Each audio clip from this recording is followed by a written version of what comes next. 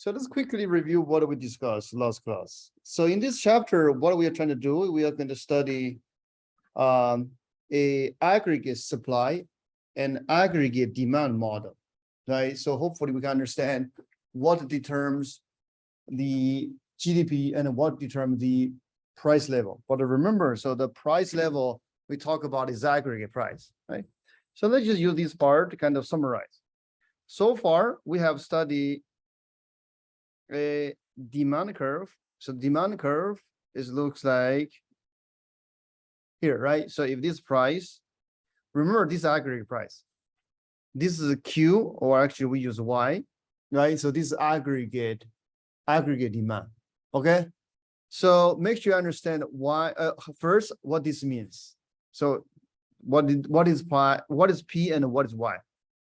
And second, you understand why this is a downward slope. All right. So actually, so the way we derive, let me just write probably just here. So what the way we derive is coming from the aggregate expenditure model, right? So a 45-degree line, and this is this is aggregate expenditure. This is disposable income. That's from previous chapter. Okay, and then so this cross just tells you what is the GDP, right? But from demand side. And furthermore, so this is for a given price, right? Or in other words, this is going to correspond to one dot on this diagram. Sorry.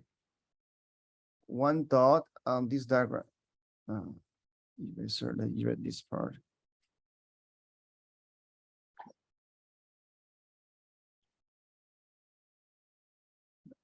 Okay, one dot on this diagram. Right?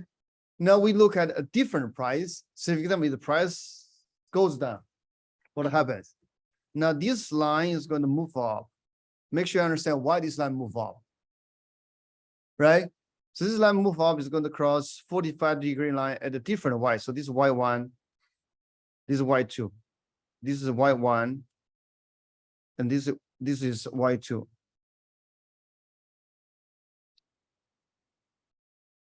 Got to read this part. Okay. All right, so this is Y2. Oh. Eraser.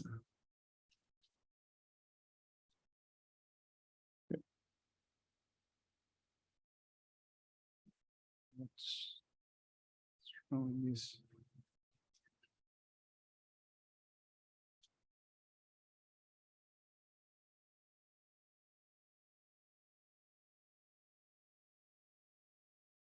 It's supposed to be an ink, but why it goes to?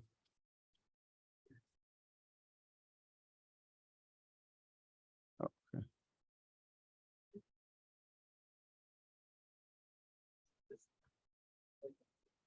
Anyway, so basically here, so you can see, oh, so erase everything, just getting worse and worse. So let me erase everything and see so what we can do.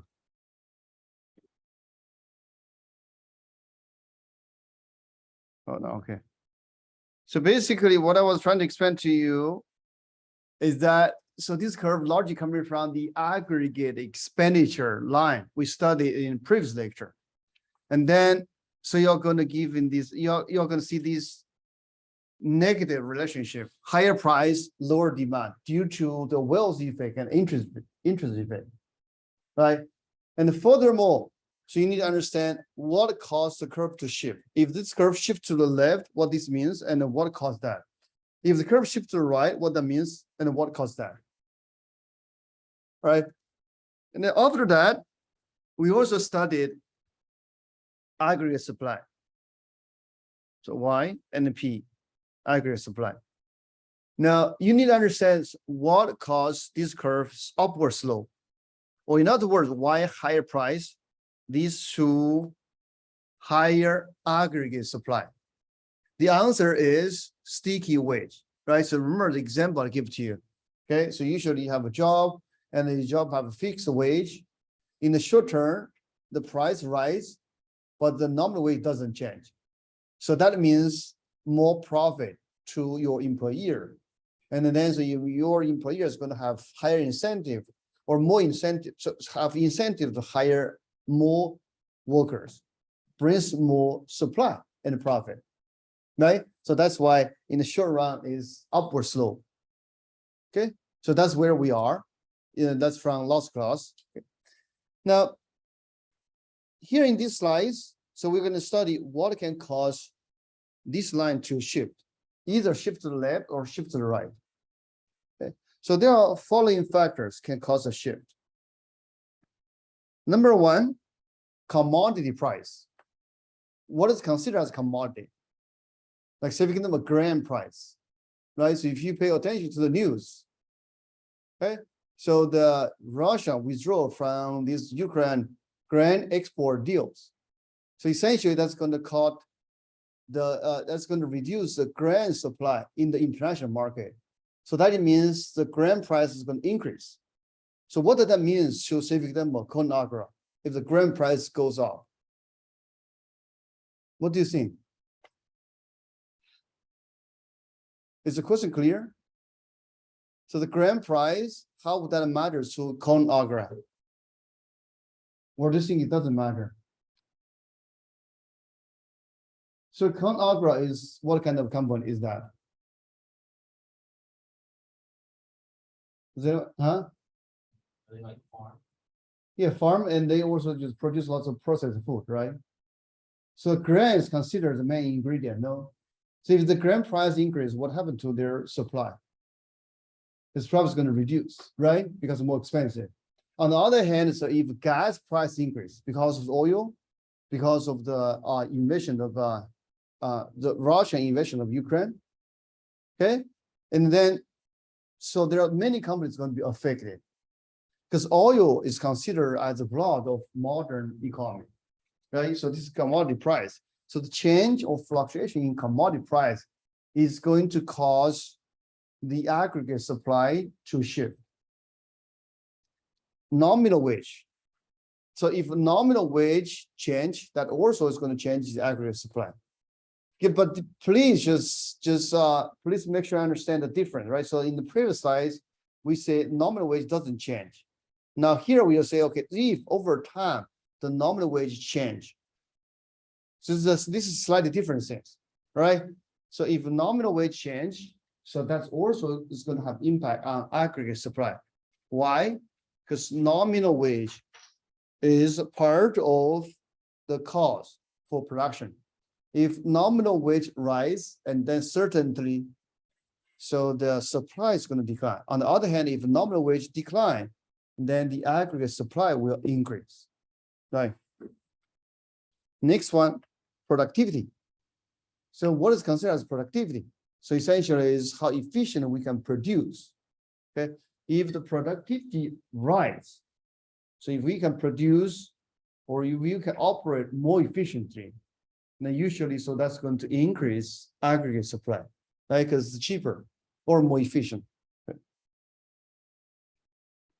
To summarize each of these factors, change produces profit, and hence that's going to change the short run aggregate supply. As we're going to see later, so the government policies also has impact. Now, like fiscal policy and monetary policy, they also have impact on aggregate supply. Okay. So let's look at it here. So if the leftward shift means there's a decline, right? If the rightward shift means there's an increase, right? And just make sure you understand. So each event we are going to study, how would that affect the aggregate supply? Will that reduce or increase? Okay. So here are examples. I just follow up the previous slide. If there's a decrease in commodity price, that's going to increase aggregate supply, move the aggregate supply to the right. Or if there's a decrease in nominal wage, okay? So that's also is going to increase aggregate supply. Right. Finally, if there's an increase in productivity, so you may want to ask yourself, why this happened? Or did this happen in history? Decrease in commodity price. Do you think this ever happened? Or under which case this may happen? What do you think? Do you think this ever happened? And when, usually when this happened? If we have a good year, say for example, the harvest was exceptionally high due to the good weather, what would happen to commodity price? If the yield is very high this year, if the weather was very good, no flood, no hot days, everything is perfect. And what would happen to commodity price? Do you think it's going to go up or go down? What do you think? Will go down, right? Because there's supply of commodity, right? Okay, so this happens. So now decrease in nominal wage. When would you expect the nominal wage will decrease? My hint for you is think about the business cycle. Do you think this happens when the economy is booming? Or this usually happens when the economy is in a recession?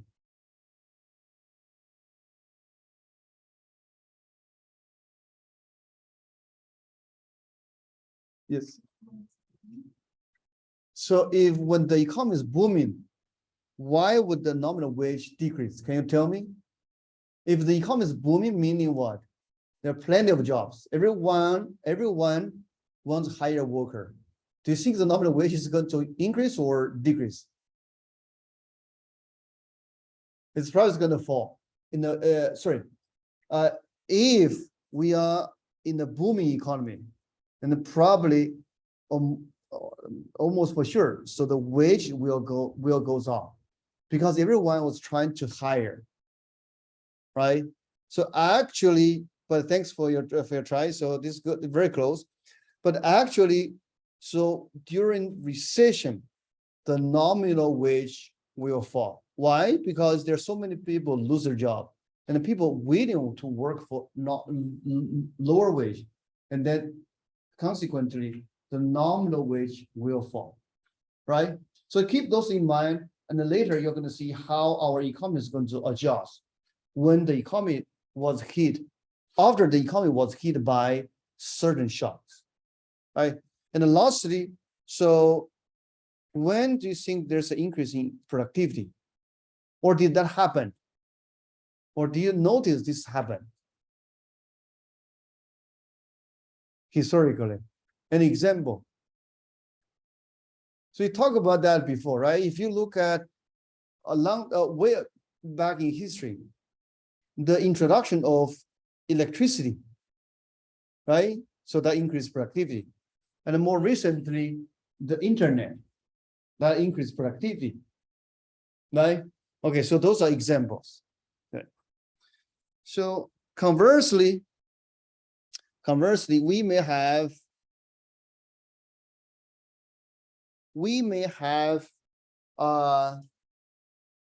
the opposite happens. If there's increase in commodity price, like what happened due to the Russian invasion of Ukraine, right? So both the grain price and the oil price went up. Okay, so that's going to make the supply more difficult. Okay, so the supply is going to decrease. Or if there's an increase in nominal wage, indeed it happens last year, right? Because the economy was in a recovery mode, right? So everyone was trying to hire a worker, and then the nominal wage went up. Or if there's a decline in productivity, right? So maybe we are rounding out of new ideas. Okay, so in either of those cases, so the aggregate supply will fall. It's going to move to the left-hand side, right? Now let's look at these practice questions. The short aggregate supply curve will shift to the right under which case? Shift to the right means there's an increase, right? So now let's see, so what's the impact of each option?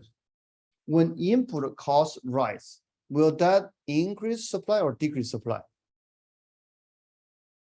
It's going to decrease, right? More costly. When taxes rise, it's good news for business or bad news for business? Bad news, right? It's more cost, right? Okay. So actually, so this is usually what the politician likes to do, particularly before election.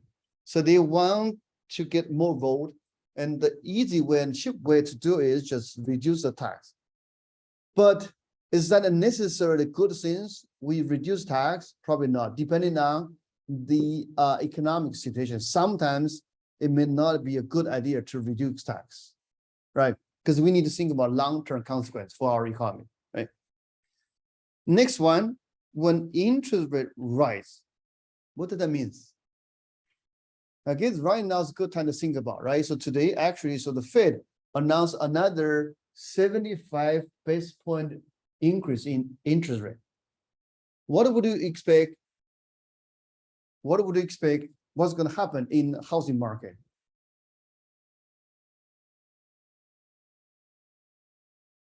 What do you think? But first of all, what would you think about the mortgage rate? Is it going to kick up or stay or go down? Will go up, right? So right now it's already close to 7%. Now in the following months or following weeks, this drive is going to even higher. So how would that affect housing market or in general, in terms of investment? Will go down, right? More expensive to borrow, more expensive to invest. And then consequently, the supply will be affected as well, right? Only decrease when productivity rise. What is the example? Say, just think loudly, okay? If Twitter, after the restructure, so they find a very effective way to organize our life, or metaverse becomes a reality, right? So that can be a productivity boost, right? So just give you example, okay? I'm not saying so both will come true. It could be the case now then becomes reality, okay? Now, we're going to shift the gear slightly, okay? So we're going to look at long run aggregate supply. So this is closely related to short run, but now we are going to looking at a longer term horizon. Okay. So what is long run aggregate supply? So this shows, or essentially this is a curve, tells us what determines how much we can produce in a very long term. Okay. But then, so how we define long term? So this is very tricky, very subtle. So essentially, long term is defined as the time horizon is long enough so that wage are not sticky anymore. Or more generally, price are flexible enough. Because remember in last class, we talked about a sticky wage. In the short term, the wage cannot flexibly adjust. Okay. Now we're going to look at long term, and the time horizon is long enough so that wage are flexible to adjust. Right? So now just remind yourself of our discussion. Okay. So the discussion we had is just imagine you have a job, your job specify your wage rate, there's an inflation or there's a change in price. So that's going to affect aggregate supply. Now, if we wait for long enough, okay, or if the time has been passed long enough, and then so you probably not going to have, you're not going to sit there, you're going to talk with your manager to adjust your wage, right? And then, so what happens is all the profit the firm had due to the rise in price level will gone, right? Because your wage is going to reflect into their profit. And then everything is going to fall back to or fall back on earth, right? And then so from that example, you must realize price won't matter to how much you can supply or how much you're willing to supply. All right. So that just means in the long run, when price can flexibly adjust, how much we can produce It's gonna be independent of the price level. Right? So it's a vertical line, meaning, so regardless what's the price level. So there is a predetermined aggregate supply. Okay, that's why it's a vertical line. Inflation won't have impact on how much we can produce or how many we can produce in the long run. But then this begs for another question. What determines our position along this axis? Why we are here, but not here, or not there? Is this question clear? There are two parts, right? Number one, I just explained to you. So in the long run, if the price can flexibly adjust, and then the change in price won't have impact on how much we can produce. Okay, this is clear, no? Now, the second question, or more important question, is you need to think about what determines our position along this line. Along this line, what determines our position? Why we are here, but not here or not here? All right. So to answer that, we need to go back to the earlier stuff we discussed in the chapter of economic growth. So in that chapter, we studied a sense. It's called a production function. And when we discuss production function, we talked about a few things that matters to our production capacity, or there are a few inputs. Does anyone remember those inputs we talked about? So that determines what we can produce. Just give you a hint. One of the input is physical capital. What else do you remember? Why is physical capital? What else do you remember? Human capital, thank you. What else? Who is going to operate those physical capital? What do we need to operate those physical capital? Land, yes, that certainly is important. Land is kind of similar to physical capital, but the land is land, so you need someone to work on the land. Labor. Okay, so we have physical capital, human capital, labor, or maybe land. What else? The loss part. What else? Technology, right? So those are the things determine what we can produce. Those things determine our long-run economic growth. But then, so here, that's exactly how those things determines where we are, whether we are here or we are here. Now, furthermore, we talk about things, let me write down. So we talk about the labor. And then naturally, so we have a concept of employment rate. Now, the final question regarding to this slide is, so if we are here, what would be the unemployment rate? Is 0 or above 0? What is the unemployment rate here?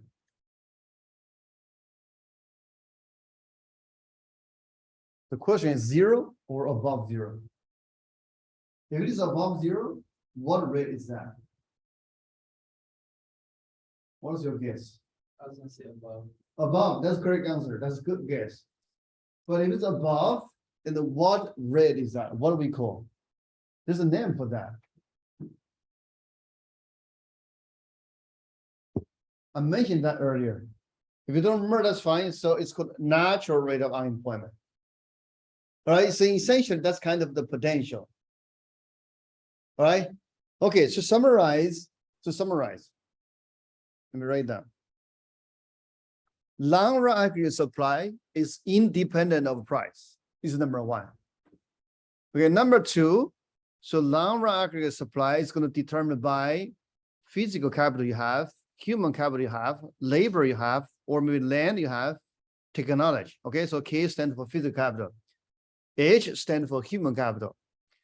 The first L stands for labor, second L stands for land, T stands for technology. Okay, this is the second point. The first one is independent of price. Third, so when we operate along this line, labor market is at natural rate of unemployment. Okay.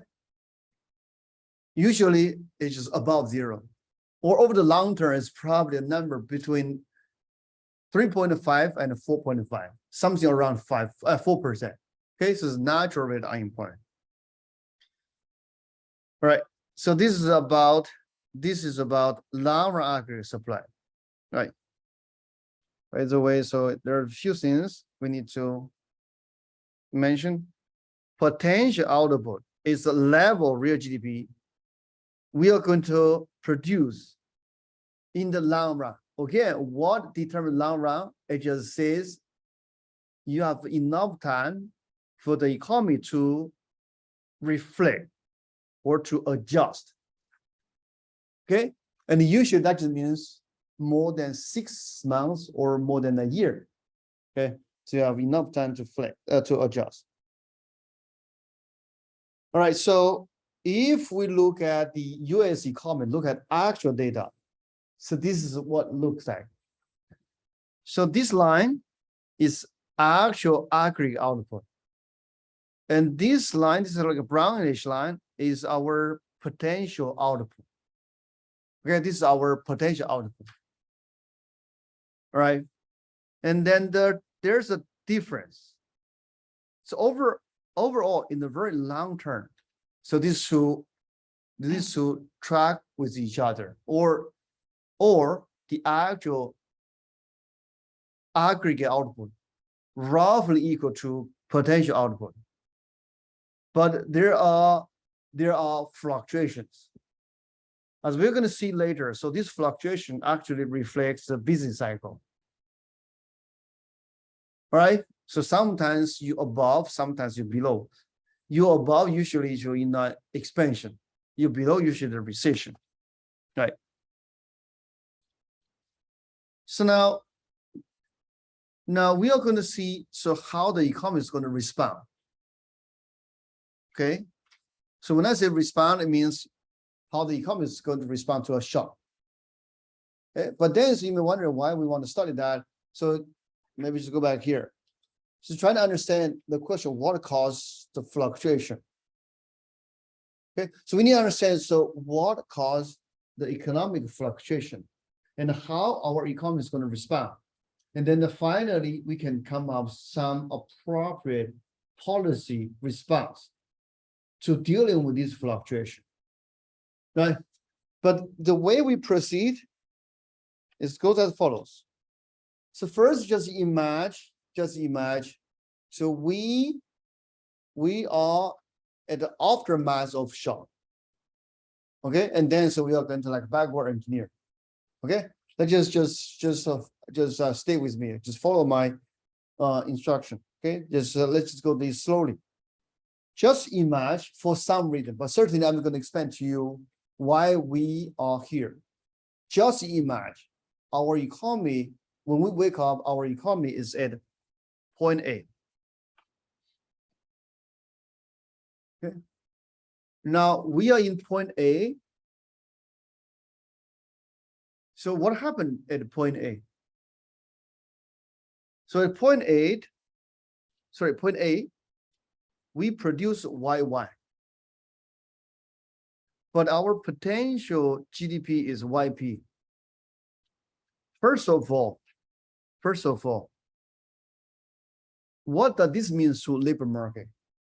Do you think so we operate in a very tight labor market, or we operate below our capacity? What do you think? So here, so we produce YY, but if we produce at our potential, we produce YP. Clearly, YY is above YP. Now, my question for you is, what does that mean to labor market? Or more specifically, do you think the unemployment rate is low or the unemployment rate is high at this point? Right now, the unemployment rate is low, right? Because you operate above your potential. Does that make sense, everyone? So it must be the case. So you have hired a lot, right? So that you can produce more than you can potentially produce. Or alternatively, you can say at the Y1, the unemployment rate is below natural rate of unemployment, meaning very low, right? Okay, so once we identify that, once we realize that, so next, what would happen to the nominal wage? So that's kind of circle back to the earlier things we discussed. Unemployment rate is very low. Will nominal wage rise or fall if unemployment rate is very low? Will go up. Why? That's kind of circle back to the earlier since we have discussed, right? Unemployment rate is low, meaning everyone is trying to find a worker. And the wage must go up because that's the only way you can find the right candidate. Okay, so now if the nominal wage rise, what happened to the short-run aggregate supply? Is it going to decrease or increase? What do you think? Will decrease. And then so the aggregate supply, short-run aggregate supply shifts to the left-hand side, right? Okay, so that's what is going to happen. Now there's one thing missing in this picture, right? So like I said, this is just aftermath. Let me repeat it. So basically, we just imagine we wake up and realize our economy is at point A, right? I'm going to tell you or explain to you the prelude or why we got here. But here, for the moment, in this slide, is only telling you, so once we are here, how the economy is going to respond. Okay, so why this study is important is because once we understand how our economy is going to respond, and then we are going to see the cost we are going to pay or the benefit we are going to receive. And then we are going to do the trade-off analysis. It's worthwhile to let the economy to adjust itself, or it's better to let the government step in. Is that clear? Okay. But anyway, so right now we understand if we wake up at point A, now the market is going to adjust through nominal wage until we hit back, right? Until we reach this point and we operate in our potential. Okay, so this is scenario number one. Now, alternatively, it could be the case we wake up in a different world. Now we are going to wake up here. Okay, and then all the discussion is going to be similar, but maybe opposite. First, if we wake up here, so we produce less than we potentially can produce. What does that mean to unemployment rate?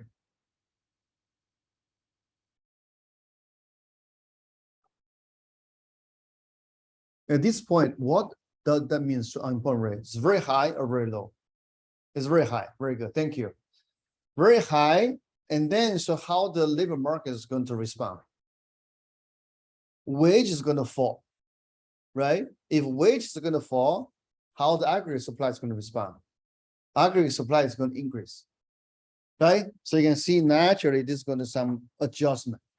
There's an adjustment.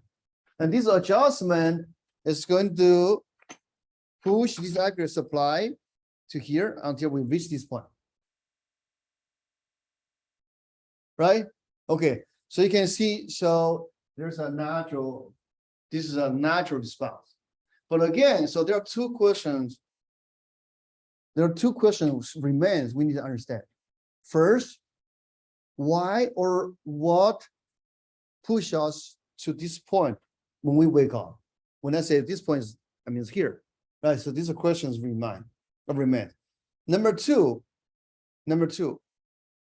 So what this means to policymaker, right? So when I say what that means to policymaker, essentially, okay, so does it make sense to let the economy to adjust itself, or does it make sense to let the government to step in, right? So those two separate questions. But briefly, this kind of a negative answer to the second question. Okay, so this is kind of what happened. We let the economy to adjust. We let the economy to heal its wound themselves. Right? So maybe just go back here. This is kind of we are here. High unemployment. The wage is going to fall. But eventually, so we are going to reach this thought. But then, so from history, if we just take a hands-off approach, yes, it's going to gradually adjust. But then during this course, so the cost is going to be very high, and then the process can be very lengthy. In 1933, the unemployment rate is 25%, and the real GDP dropped by 27%. What that means? That just means a typical American. So they lose their standard of living by more than a quarter. And this loss in standard of living, it takes almost a decade to recover. Right, so from here you can see, so history already told us it's not a good idea. It's just for sure it's not a good idea to keep a hands-off approach, right? So the government can and should do something. Okay. All right, so before I just give you answer to the other piece of puzzle, which is, okay, what brought us there? Now let's just look at the history, kind of further evidence to show sticky wage is real. Okay, sticky wage is real. So how we tell? So first, this is the data from 1997 to 2013. And during this time period, so we have a Great Recession, the financial crisis. And then clearly, so the financial crisis leads to a high unemployment rate. You can see that, right? Okay.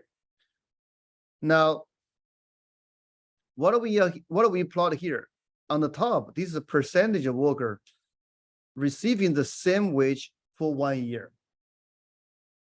So if the wage are flexible, and then so when the unemployment rate rise, what would you expect for this number? If the wage are flexible, what would you expect? When unemployment rate rise, do you expect there are more people to receive the same wage from last year or less?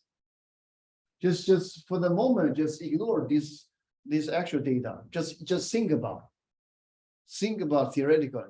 If wage is flexible enough, now the unemployment rate went to roof. Are you expecting more and more people to receive the same wage or less, and less people receive the same wage? And then why?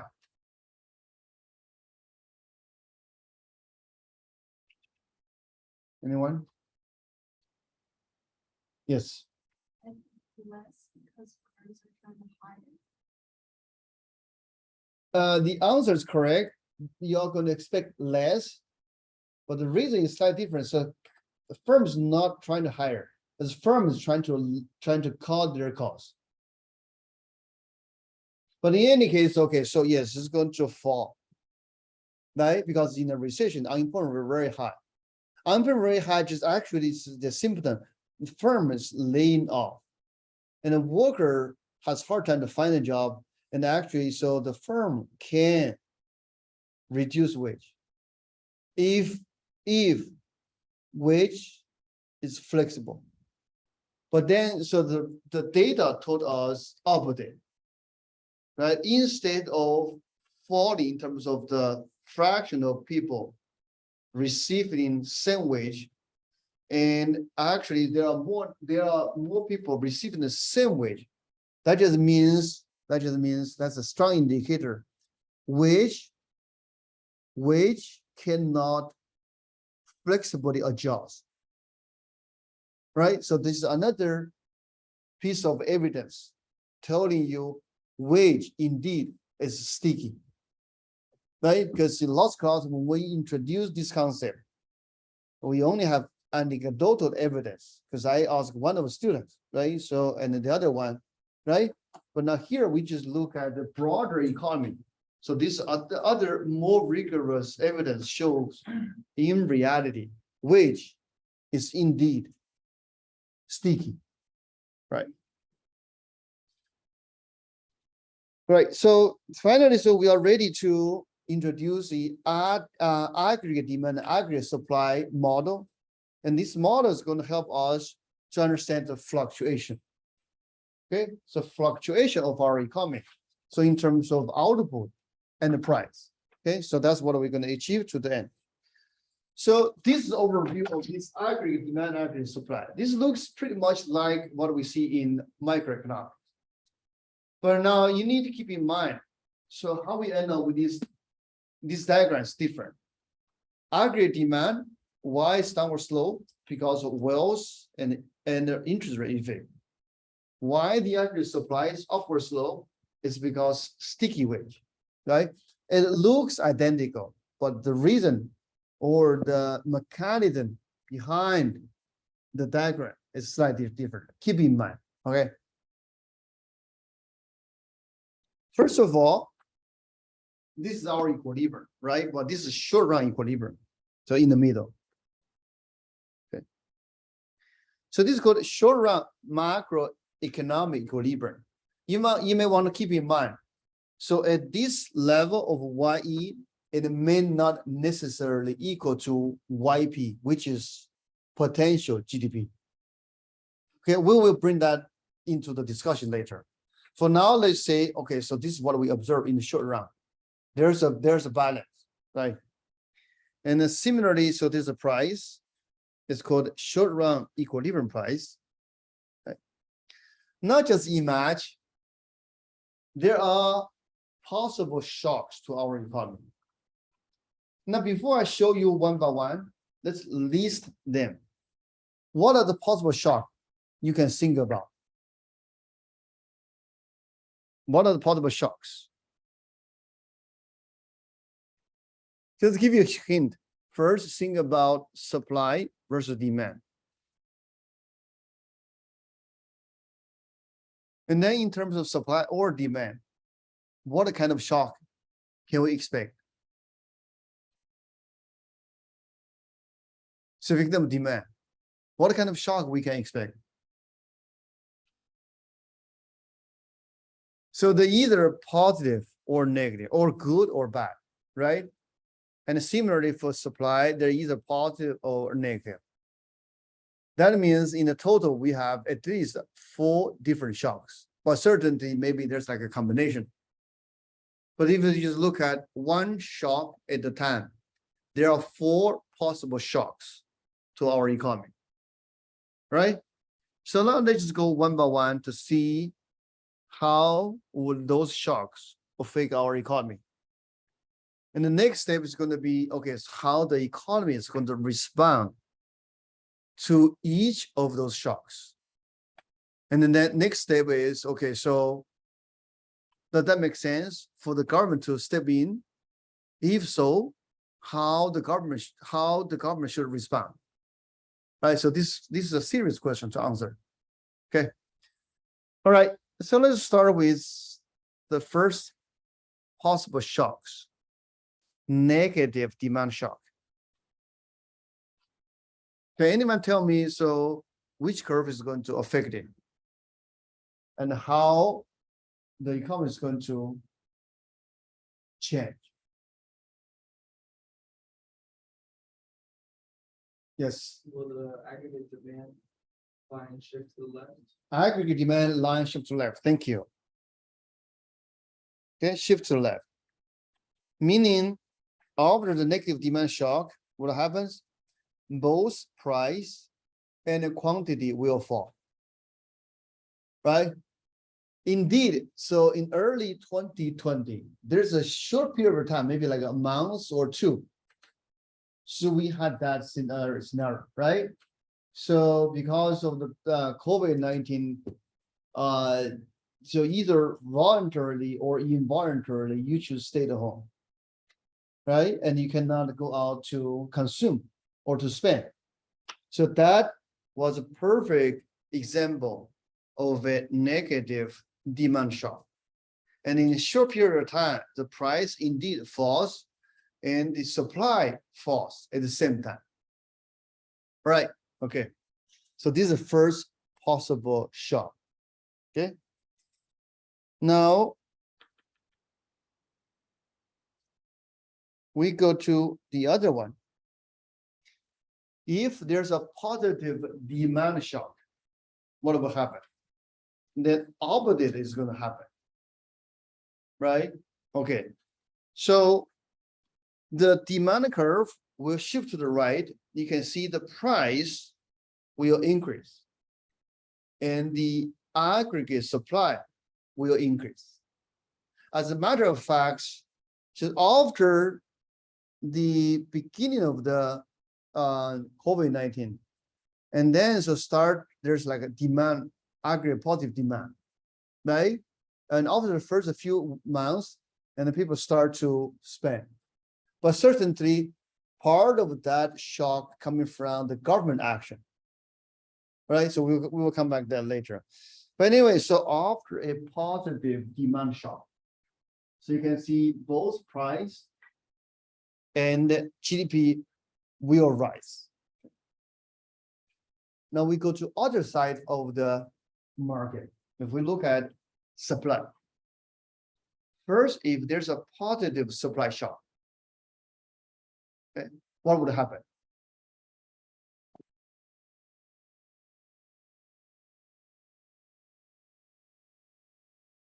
So which one is going to be affected and to which direction?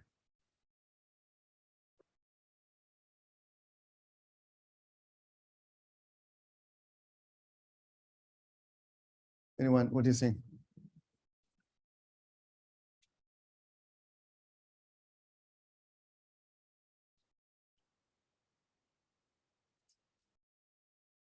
No.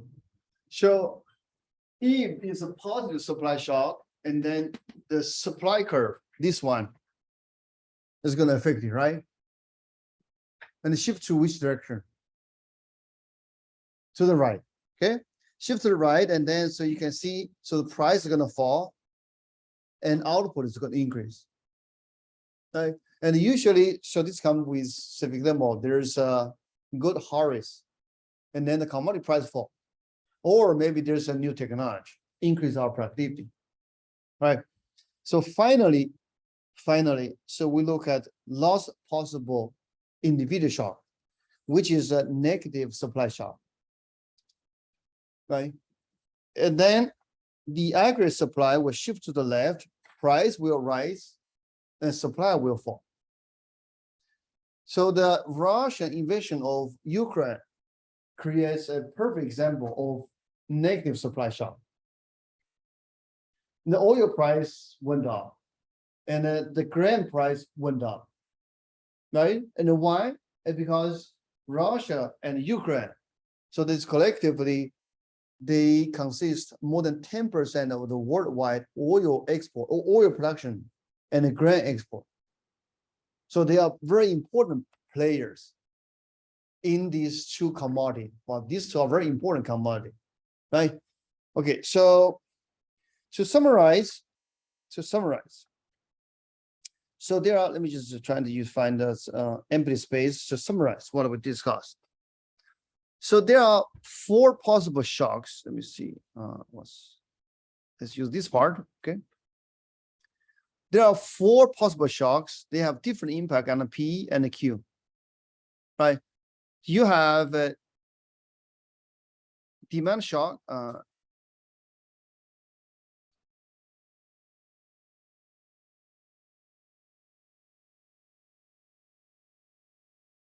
You have a demand shock or you have a supply shock.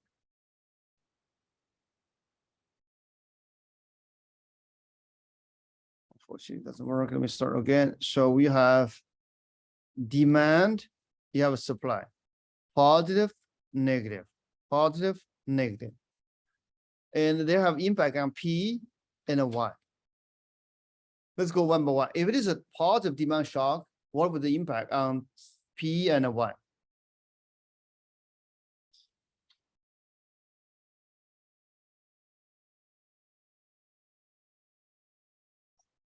Both go up, right? Both go up, plus and plus. If it's negative, and then both went down. Okay. So if it's a positive supply shock, price will go down and supply will increase. If it's a negative supply shock, price went up, supply or GDP will go down, right? And then by looking at this table, what do we learn from this table, by the way? So this is something we have discussed earlier. So the main takeaway from this table is the following. If the demand shock, and then P and Y move in same direction, right? So either both go up or both go down, right? So in same direction. On the other hand, if it's a supply shock, and then they move in opposite direction, right? So that's the observation we should have come up. Now, what is the importance of this observation? The importance of this observation is the following.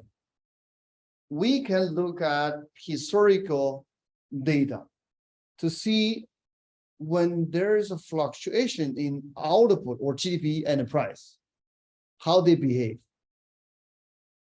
All right. So indeed, so if we look at historical data, what we find out is the following. Most of the time when the price and the GDP fluctuate, they move in the same direction. From this observation, what conclusion you can make?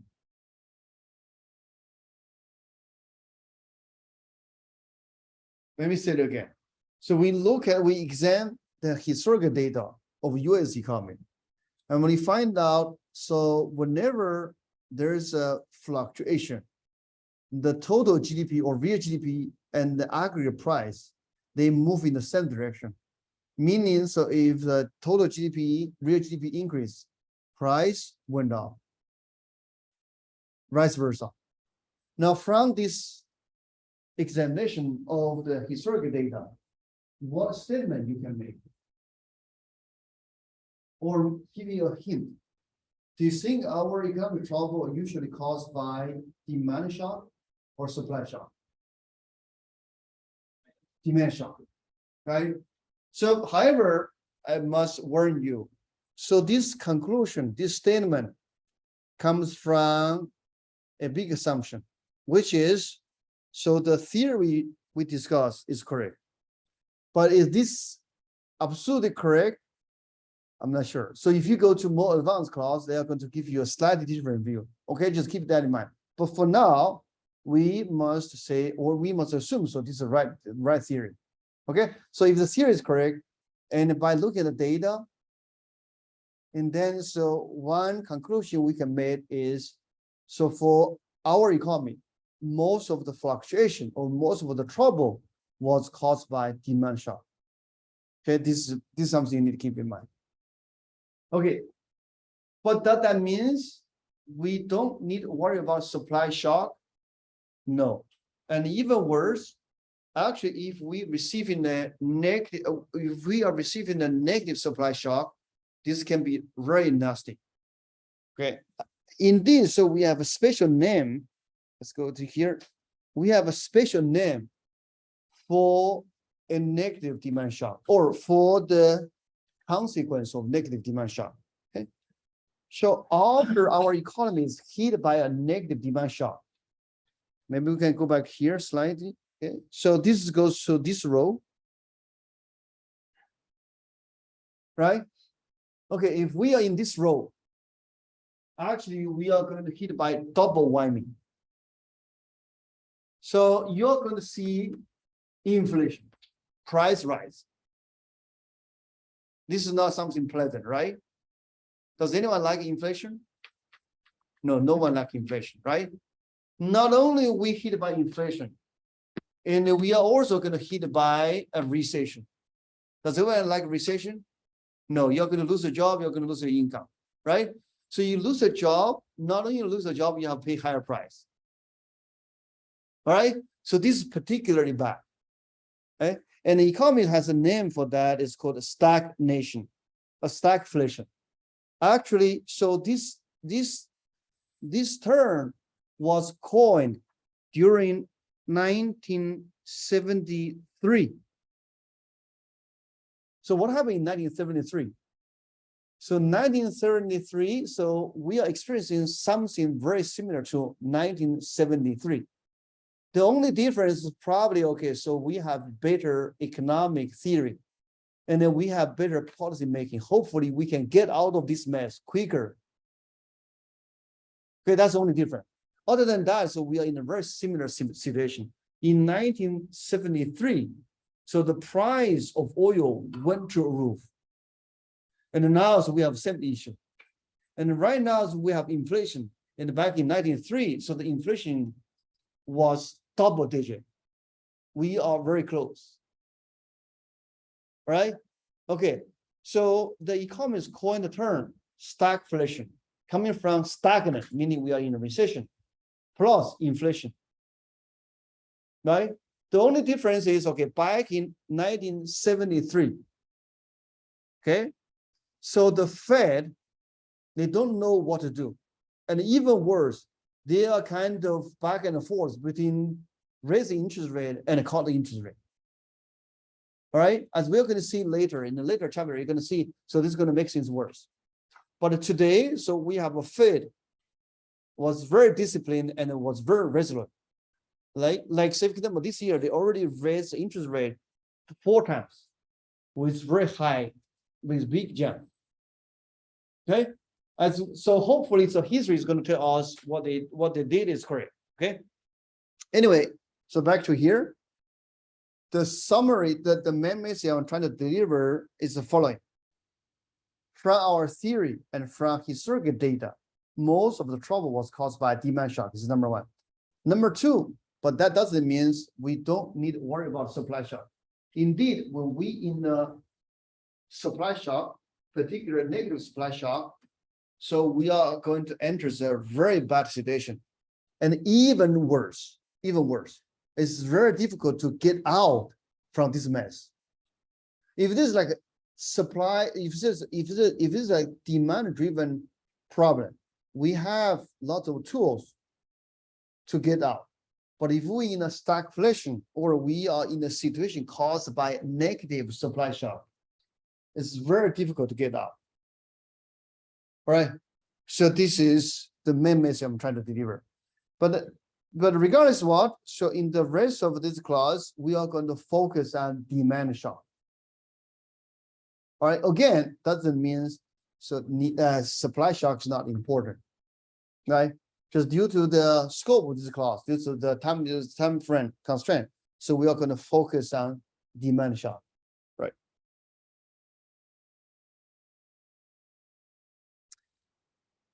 Right. So now we are going to move to the long run macroeconomic equilibrium.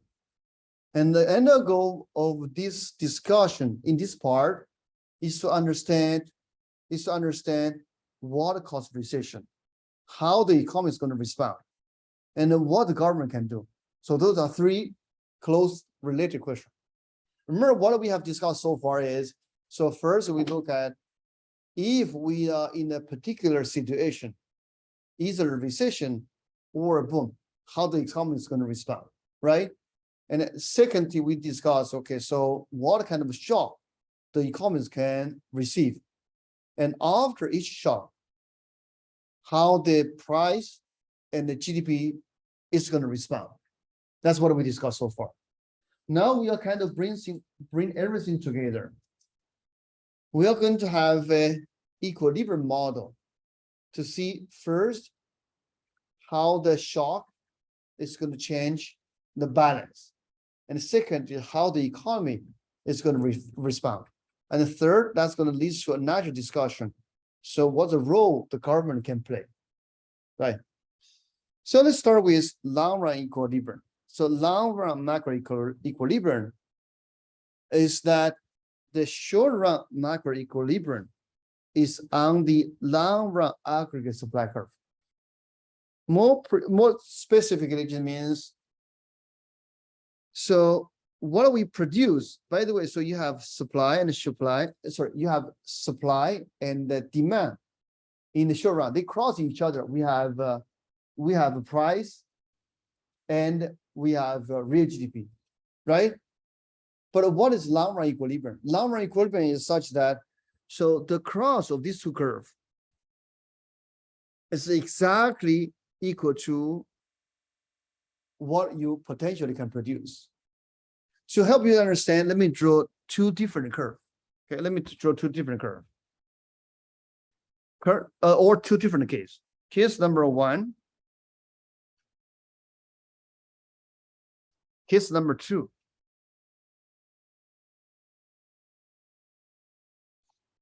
Okay, let's name that. This is one and this two. Now this is, let's go 0. Okay. I hope you see the difference, right? So 1 and 2, they are different from 0. The different in terms of what? So different in terms of the short run equilibrium in 1 and 2 is not the same as long run supply, right?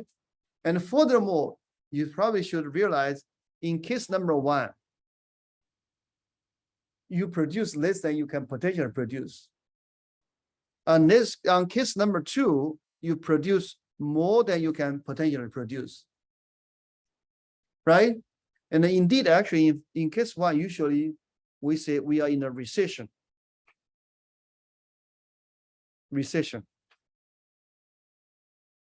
In case number 2, usually we are in an expansion. Right? Only in case 0, that's what we define the equilibrium. So everything aligned with each other. Okay, so this is the first concept.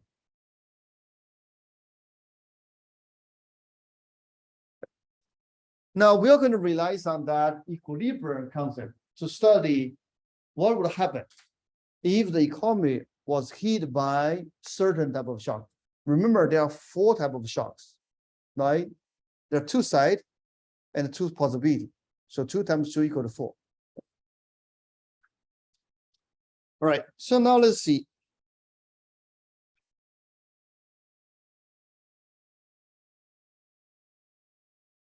Let's start with demand. If there's a negative demand shock, okay, how would that affect the equilibrium? So which curve is going to be affected? But this is something we have been independent study before, right? Now here we just brings everything together, and then furthermore we're going to see how the economy is going to respond. But that's going to give us a hint how the government should respond. So which curve is going to be affected? If there's a negative demand shock, just imagine the beginning of 2020, the COVID-19 hit us, we voluntarily or involuntarily stay at home.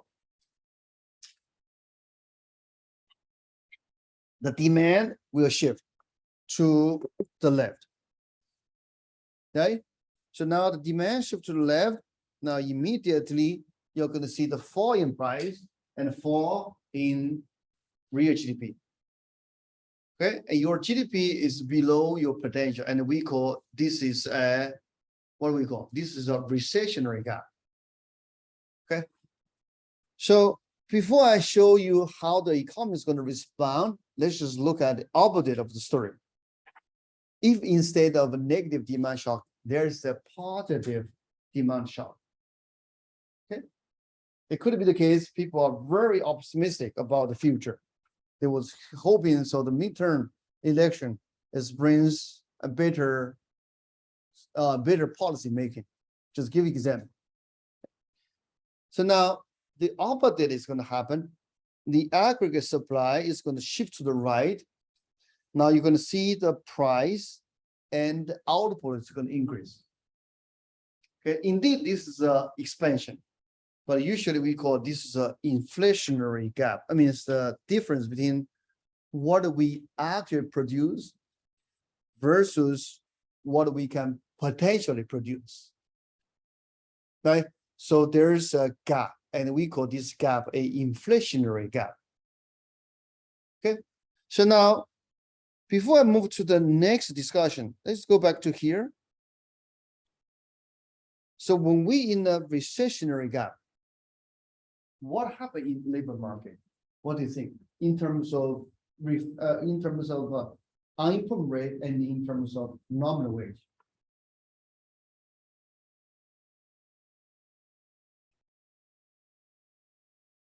Do you think the unemployment rate is high or low? It's going to be high. Very good. And then, so in terms of nominal wage, if you give the economy sometimes, you just keep like a hands-off approach. What happened to the nominal wage over time? Like after 2 or 3 or 5 months, what happened to the nominal wage? Will fall or go up? If unemployment rate is high, what would happen to the nominal wage? If you give the economy some time to digest, it's going to fall. The wage is going to fall. Because people are desperately looking for a job, and the employer certainly they can just pay you a lower wage, right? Okay, keep that in mind. So that's going to give us the key to understand how the economy is going to respond. And furthermore, that's give you us the key to understand why we should let the government step in and what the government can do. Now, to finish this part, go to the other side of the story. If we are in the inflationary gap, similarly, what that means to labor market in terms of unemployment rate and wage. Opposite, right? So the unemployment rate is going to be very low. And the wage eventually must pick up, right? Because everyone is trying to hire. How you can compete with other employer? Pay higher wage. All right. Okay, so I'm going to stop here for today. Right.